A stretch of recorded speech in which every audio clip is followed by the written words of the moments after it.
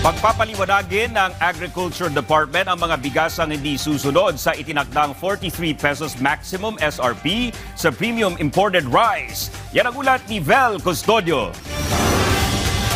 Mga smuggled carrots ang bumungad sa mga kawani ng Department of Agriculture sa kanilang pag-iikot sa Guadalupe Commercial Complex.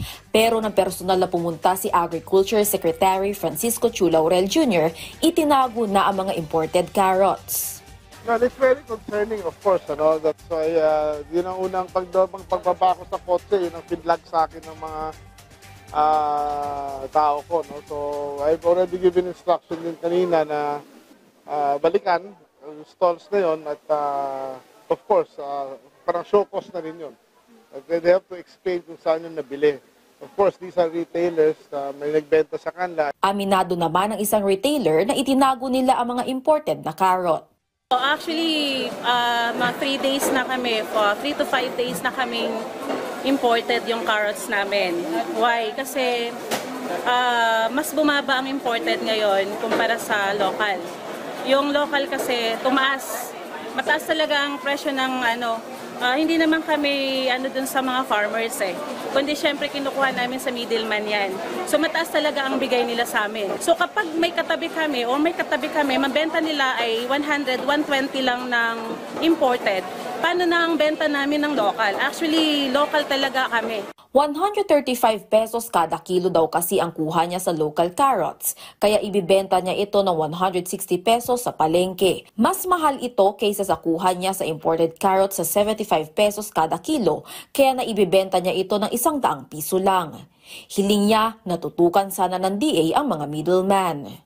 The price regulation po dun sa mga middleman na wag naman sagarin kaming taga-tingi kasi tingi kami So, sobra 20 pesos, 10 piso lang kami per kilo. What if magkaroon pa kami ng rotted?